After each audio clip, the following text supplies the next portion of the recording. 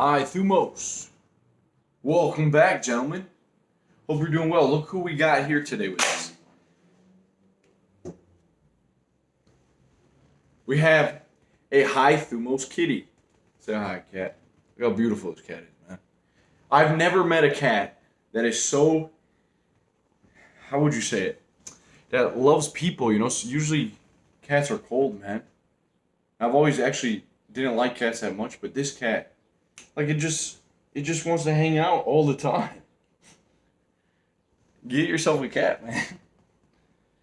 This is my sister's cat, by the way. She's staying with me for a little while, so she brought a cat. Name's Fred. Anyway, today we're gonna dive in. All right, it's gonna be powerful. So I hope you guys are ready. And I need to grab my chalk. Give me 1 second. Because we're going to be using the chalkboard. Alright?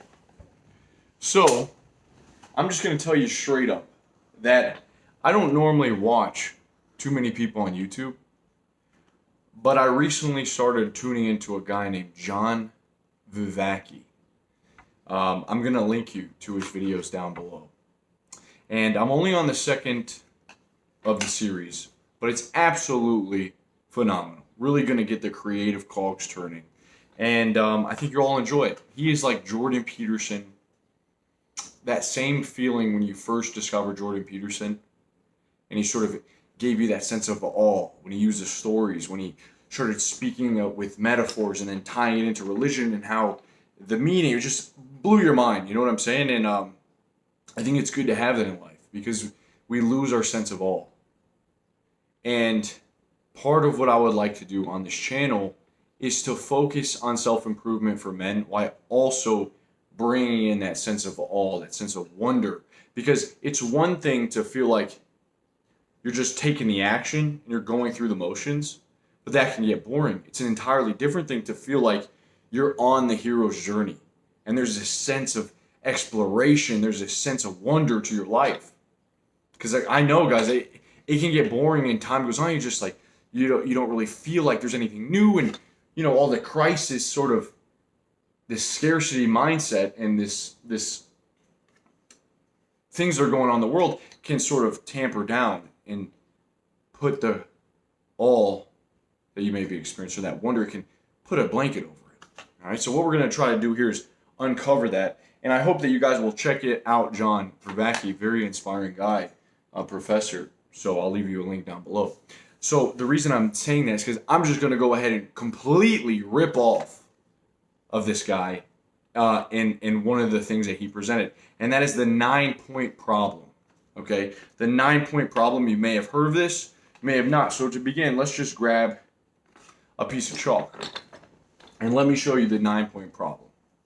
All right, we have 9 dots that are like this.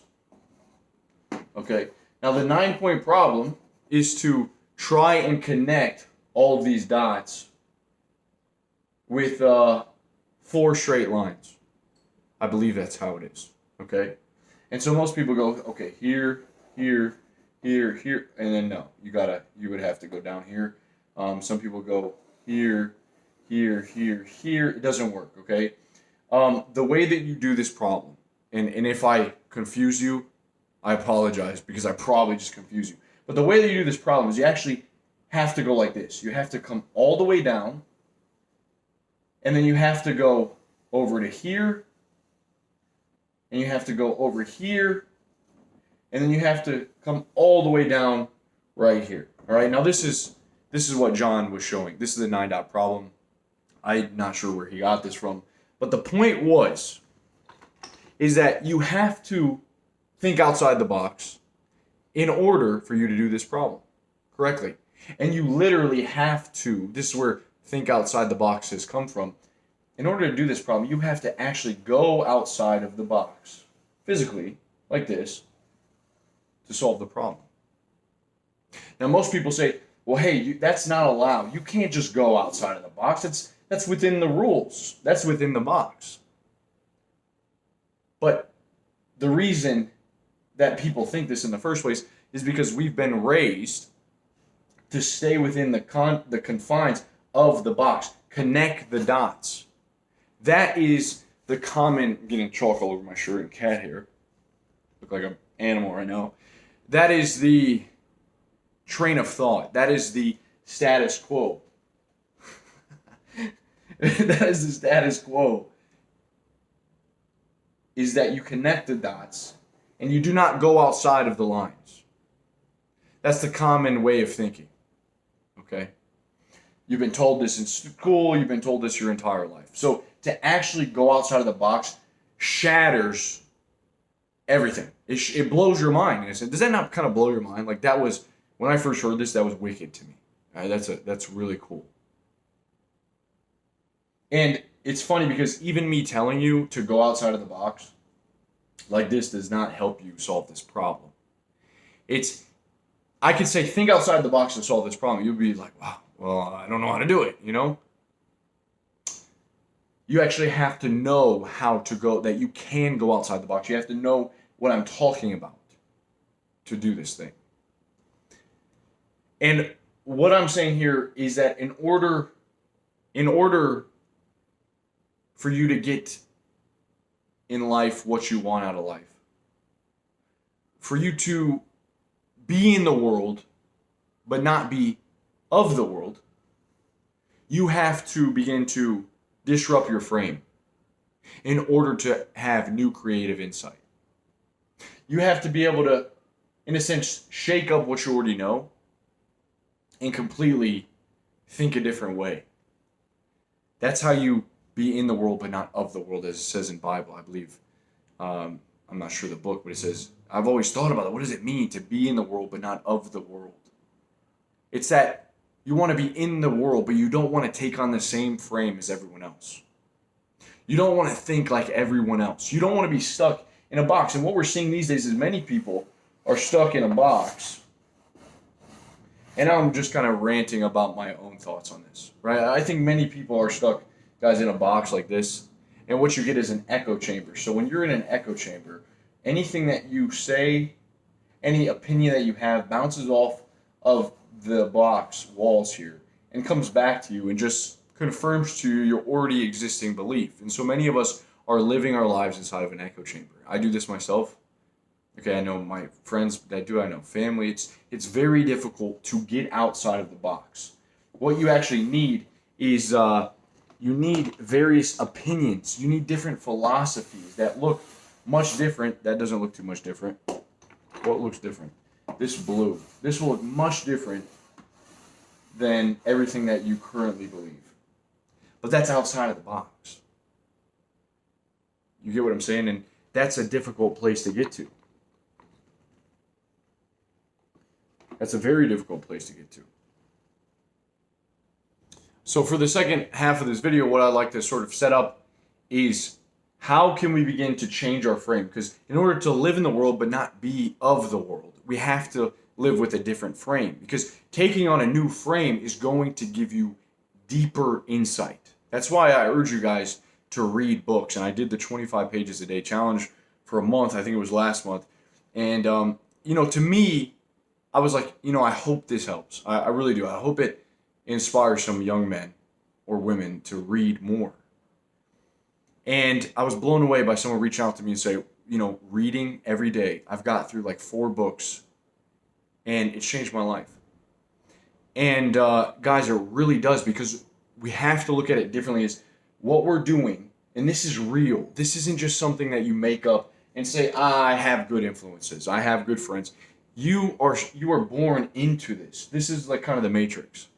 And so unless you have some outside sources from great minds that think differently, if you have this input, that's the only way you're going to get different output. Okay? If you're just stuck in here, you're going to see the same things. The main frame, it seems these days, is the social media frame. Because usually on social media, everyone is seeing a similar set of pictures or a similar message. It's the same with the media. You've probably heard this talked about a lot, but this is why. Because you want to get away from that reoccurring message. You want to get away from thinking like everyone else thinks.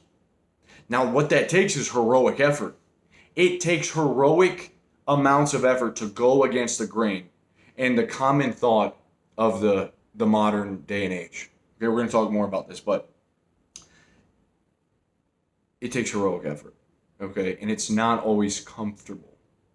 It feels weird, and you will be an outcast in some circumstances. One thing that I see going on these days, especially right now, is that we have the riots and everything that's going on, and then we have the woke crowd. Okay, the woke crowd. And the woke crowd are men and women who believe that there's something else going on. There's psyops. There's people that planted the bricks in the streets. There's people that are trying to get President Trump. They're trying to campaigns coming up, the election. So this is all to really just ruin him. And there's something bigger going on. And I'm not doubting it. I can, I'll tell you what, I believe it too, man. I don't know everything. That's why it's really hard to take a stance, because I don't know what the hell's going on, But that's not the point. Is what I'm saying is, even the woke crowd, the wokes, let's call them the wokes. The wokes they're playing into the game. Because all of this is doing is dividing the woke crowd from everyone else that believes in this whole thing and what's going on. Everyone's sort of taking a stand. But what you're doing is they're coming against each other. Right? There's something greater than that.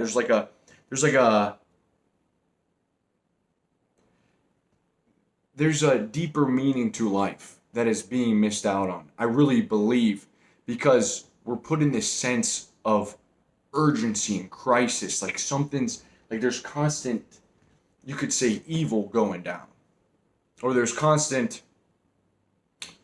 humans warring against other humans, always arguing, always bickering. There's anger. There's a lot of anger, and there's a lot of hatred, and you see that manifest on the social media. You see it manifest everywhere you look. It's releasing cortisol in your brain, so you're on high alert, and you're sort of operating on a day-to-day basis. Every time you go outside, and you go outside, and there's really, unless you go downtown, maybe you see a couple people riding, but things are pretty good. But it starts in here. The thought gets implanted into the mind, and then it begins to fester. It begins to grow. You start to become fearful and afraid, and you start to think that in conspiracies, even if they're real or not, you start to worry about things that are out of your control. And it just divides us more as a people. And what I'm saying is what it starts in your life, where you lose your sense of wonder. You lose a sense of awe. See, many people will tell you these days too, like, self-improvement is stupid. It's kind of cool to pick on self-improvement. And I get why people do that. They do it because it's easier not to self-improve. And if you have everyone degenerating, well, then you don't have to feel bad if you're degenerating. You can just not self-improve at all. You don't have to be strong. You don't have to be a role model. You don't have to step up. You don't have to take care of yourself. You can just join a mob of people that are angry, and then you can ridicule everyone else that cares about being a strong individual that helps other people and can show love. You know what I mean? So be careful when you hear too many people. Self-improvement is not dead. Okay? You need to be doing it these days. And you need to rekindle the flame, the high thumos, as I say in every beginning of a video, because it's a spirit, high thumos. It's a desire to live life. It is power to live. And so, again, a couple things. It's one thing to be taking action and going through the motions. It's entirely another thing to feel like you're on the hero's journey, exploring the world, conquering new territory, taking up space, having power, being powerful, man. Right? Discovering, like, not afraid of the risk. So there's two things that I find in common. I'm going to clean this chalkboard off. There's two things that seem to be common among you could say the heroic ideals or the people that we admire in our life. Two things I'm really am finding common. You guys could share whatever you'd like to down below. The two things seem to be this: they are not as risk of averse as some other people, and they also are curious. Okay. Now this sounds good and all, but let's talk about this. They take more risk. In order to get anything in life, you have to be able to take risk. And part of that is risk can lead to very uncomfortable situations. And so what you fear before taking risk, you're going to feel anxiety. Okay, your fight and your flight or your freeze is going to activate. All right, before you take a risk. And so many people, whenever they are feeling this, what they do is actually sit back down and they don't take the risk. A good way to look at this is in poker. If you really want to come away with some money, I'm not a professional poker player. I've played plenty of games of poker though. You want to take risk. You actually have to take risk. The game of poker includes some sort of risk. There's not complete certainty, right? You play long enough, you know the odds. You can kind of get a feel for it, a fingertip feel. You kind of know if you got the nuts. And then what you do is you take a risk. But every once in a while, man, your trips, you get donked out. You know, someone hits on the river, they come up with a flush, and you're like, you're buzzed out. You're like, dude, I just took a risk for nothing. Now I'm in the hole. Okay? And you always see people kind of shaking in poker. It's funny. The new players, they'll shake. Their heart starts to race. Your mouth gets dry. There's usually the fight or flight before the risk. And so many people, you see, some guys play it so safe, man, they'll never play a hand. And when they do, they usually have, they have a pocket pair. Or that they have something that is like top pair, something that's just great. They've made a good hand. And then you play and then you fold because, they're not used to taking a risk. So what I'm saying is many people rather live in security than to live with potential loss. Much more likely. You'll see this. This is actually a study that people are far more likely to seek pleasure and avoid pain. And we would rather avoid pain than get the pleasure. I see this time and time again. Guys telling me you can't cold approach. It's weird. There's a common theme. It's weird. You don't want to do that. You make people uncomfortable. Wrong way of thinking. What you're trying to do is avoid the anxiety. That's all you're trying to do. Right? And maybe the potential of being a little bit of a weirdo for a little bit or being perceived as that and then someone not liking you. But that's just, you have to, in order to do this, man, you got to be okay with examining your human nature and realizing that you're going to experience the fight or flight or freeze. That inner monkey, it's really a good way to look at it as an inner chimpanzee that lives inside of you. And that in order to get over and be able to take risks in your life, to be able to go forth, you're going to have to embrace the anxiety. And a lot of times the world is set up so that you never have to enter into the danger zone. You stay safe, you stay secure, you get a house, you get a job, you get one girlfriend. Nothing wrong with that, by the way. I have a girlfriend. But you just play it safe. You don't approach a girl, you go on a Tinder app. You don't have to do it anymore. You don't go and start a business because you could fail. You don't say anything that's against the grain because then you'll get ridiculed and people will hate you. You don't go live. You don't talk to people live. You don't have, you don't live your best life, man. You don't take a risk. You don't invest because you could lose it all. Right? But people that are living differently, people that have seen outside of this echo chamber, this box, are embracing this. They're learning how to override that inner chimp and let the human rise up. Okay? It takes awareness. It takes understanding of your nature. It's not you. It's not that you're messed up. It's that this thing wasn't ready, man. This thing, the chimpanzee isn't ready to go out into the world and crush it, you know? That's part of being the human. Is that you can embrace the discomfort. You can embrace the anxiety. You just have to really face this head on. We're much more likely to calm down and feel more like we are capable and have a confidence when we embrace things head on instead of involuntarily letting them happen to us. Okay, so keep that in mind. The second is to be curious. To be curious. To see how far you can push. To see what you're capable of. You know, one thing that I really don't think people understand that don't work out is that when you work out, you're actually able to see how far and what your body is capable of doing, to see how far you can go. Okay? And that's how you get stronger, is by seeing how far you can go. And then sometimes you push too much that you can't do it and you fail. And sometimes it's good to have a spotter or have the clips on, have the collars on the side.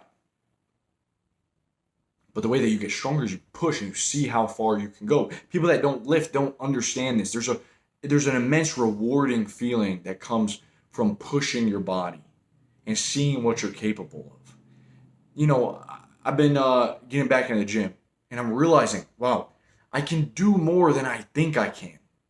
And I limit myself a lot of times because I think that I can't do something. And so you have to be curious to see how far you can go, to see what you're capable of. You also need to be curious about how the world works. And it's one thing, you have to be humble enough. And this is the thing, man. Guys, I've been coming on this camera for years. That sounds funny, coming on this camera. I've been getting on camera for years. You know what I mean? And I look back at old videos, I'm without a doubt wrong in some videos. I'm just wrong. And that's because I learned something else, that I actually have something really cool is that I can go back and look at videos from 4 years ago and see how I thought back then. That's like better than any journal. You know what I'm saying? If I was real, if I was being real on camera and not trying to just fake it. But I can see how I was thinking and then say, hey, I was wrong. Wow. And I'm going to be wrong. That's it. I'm trying to figure out stuff just like you guys are. And so to be curious, but that's only because I'm curious. And sometimes it may sound like I'm stuck in my ways, but trust me, for the 10 to 20 minutes that I'm here on camera, that's one thing. That's me trying to work out stuff. The rest of the day, I'm trying to be curious as much as I can to find new ideas, to find stuff that makes life better, okay? And shows me a different way of thinking, because we have to constantly get out or absorb and bump up against new ideas and people that are thinking differently than us, people that have grander experiences, people that aren't afraid, that don't have the same mentality, that aren't stuck in crisis and scarcity all the time, and they're going to help us live our lives better. So let's wrap this up, is that the sense of awe needs to come back for us men, right? Grand adventure. That's what video games do for us oftentimes, is because they give us a grand adventure, but the environment's not real. But it's so much fun, right? Because you can go on an adventure without leaving the house, right there on the couch, you can have an amazing adventure that you would never be able to have in your lifetime. A good example of this is Uncharted 4. I actually streamed it a few years ago. And I always remember, you're hunting for pirate treasure. And the sense of myth, the sense of immersion within that story, the historical pirates, hunting this treasure, and all the way at the end, I remember coming over this rock face and going down the rope, and then you come across this pirate ship. You've been hunting, searching, you're tired of it. And finally, there it is. There's a pirate ship right there. And it's one of the best feelings. It's like, wow, I just discovered pirate treasure.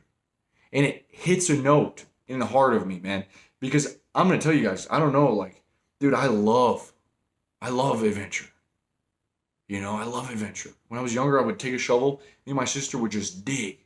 We would dig until we had blisters on our hands. We'd be like, yep, we're hitting gold. We don't even know why we're going to hit gold, but we're going to hit it. We kept digging. All we hit it was water. Water started to come up.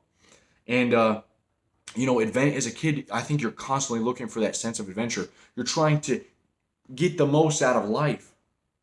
And it's not even selfish. It's just that life is so cool, man. Life is so cool. There's no one can tell you as a kid except your parents. And that's the problem with parents don't say that you have your full potential, that you have potential. That don't tell you, hey, you can do anything you want. Like, my parents weren't the smartest people. Tell you that straight up. But I remember they were uplifting. You have potential. You got a good head on your shoulders. You can do whatever you want, man. And as a kid, you don't have limitations. So you just sort of go and you're trying to experiment. You're seeing how far you can dig. You're seeing how life pushes back at you. That's how you develop your philosophy.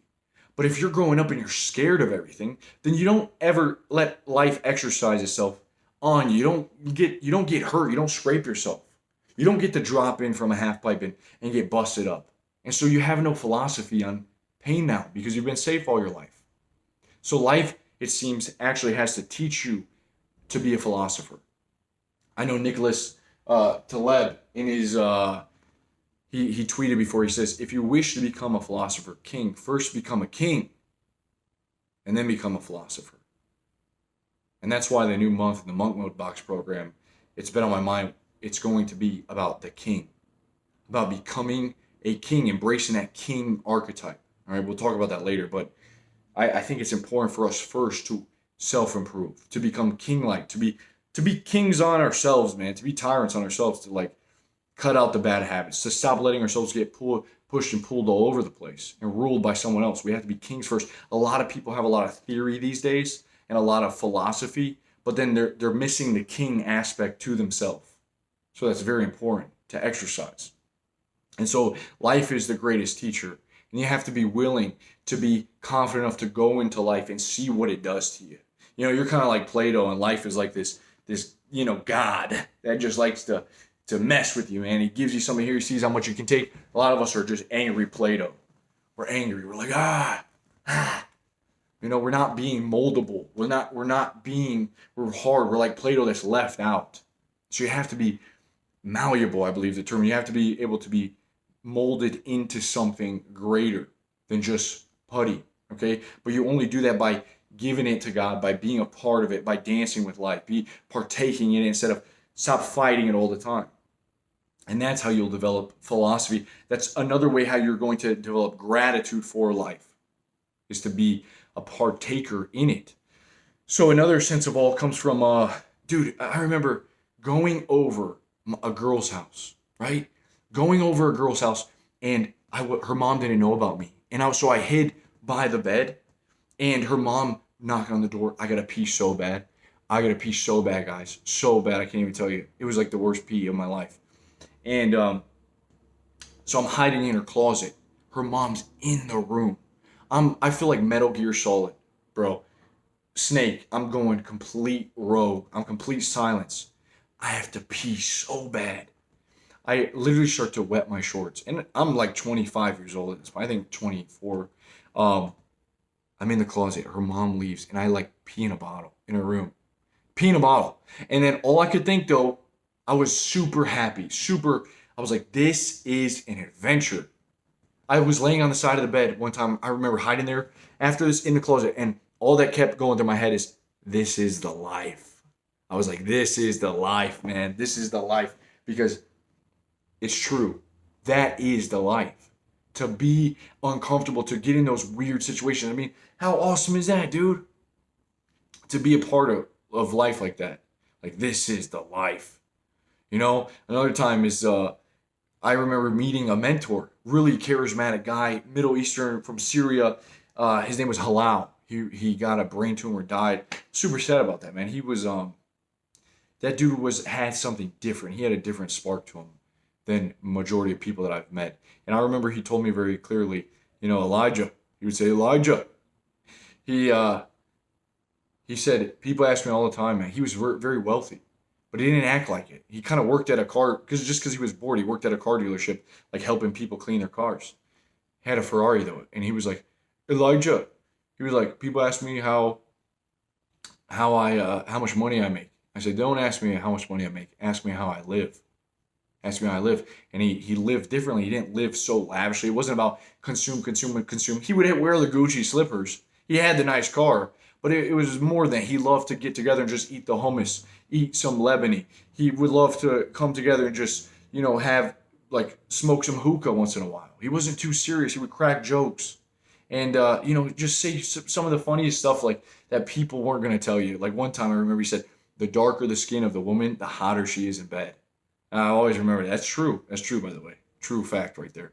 But I'm just saying is that we have to get back to a sense of wonder in our lives, guys, and we have to embrace risk and we have to stay curious. Okay, we have to do those things. And again, it takes heroic effort to go against the crowd, to go against the mob, to go against the common ways of thinking of the world, and to actually go against the anxiety, because the anxiety is there to stop you so you don't have to deal with the consequence of risk, right? And sometimes you actually have to go into that and embrace that, all right? I'll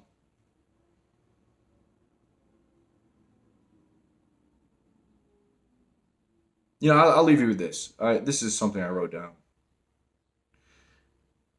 There's a story in the Bible, many of you have probably heard, where Jesus dies on the cross, right? And it always amazed me that the very last things that he said on the cross, after he had a crown of thorns put on him and he got stabbed in his side, the last thing he said is, Father, forgive them, for they know not what they do. Now this is the final arc, the final end. Almost. He rises again. And he just lets go of all his anger and his hatred. He says, Father, forgive them, for they know not what they do. That right there is probably the ultimate example. The ultimate example. If, a lot of people think Jesus was passive. I've read in Might is Right by the author Thor Redband or whatever his name was, Might is Right, that Jesus was passive. He was kind of like a beta. But that's not true, man. Even in the market, he was like, listen, man, you guys are going to sell in the house of God? No. He's like flipping over to, no, you're not going to do this. Get that shit out of here. I'm sure he handled it a bit differently. But, he wasn't having it. He stood up for what he believed in. He actually went all the way with his what he felt he needed to do. He needed to give himself up. Okay, the ultimate sacrifice. That's the ultimate example right there that he showed us. And I mean, his whole life was this, the risk. Set out 12 disciples. Go and teach everyone, teaching everyone, this is the word. This is the word of God, healing people, giving food to be like, dude, he was living. I'm sure there's plenty of uncertainty there. People making fun of him all the time, completely going against everything that was normal. And people hated him. People hated him for it. They wanted to see him dead. And it just blows my mind that even in the story, just look at the story, how much power that is that Father, forgive them, for they know not what they do. Take away. I have no anger towards them. I just forgive them. And that shows me it showed me something as I thought about that story more, is that he was unattached. He was unattached to everything here on earth. And I think that's a good example for us as men, is that you sort of want to be in this world, but not of this world. And what that means is that you want to be unattached. You want to be, even the work that you do, you're sort of unattached. You do your work, but you're not attached to the outcome. You approach the girl, but you're not always attached to the outcome. No one owes you anything. Life doesn't owe you anything. There's a sort of letting go state that allows you to flourish in your life. You let go. You don't hold on to anger. You don't hold on to bitterness. You stay curious. You take risks, but at the end of the day, you're unattached. And if we can get to that place, and I believe we have to practice this. It's not something you can hear. It sounds good. We have to become kings in our life, in our own way. We have to rise up, become a king, embrace that energy. Really, when you come into the king energy, the fullest, it's sort of an unattached, calm state where you don't hold on to anger. You're not overly nice. You don't people please all that. You're comfortable in your skin. You've embraced the king energy. And from there flows life, immense life. And that seems to be the optimal way to live in my mind at this time. So that's it, man. That's it. It's like a sort of non-attachment to everything. To everything. It's just taking a step back. All right? So hope you guys enjoy this message a bit longer than usual. Hope you will drop a comment if you have any questions. And definitely check out John Vervaeke. I'm going to post you a link to him down below. And let me know what you want to hear about, guys. All right? We'll be talking soon. Hope you have a great day. Peace.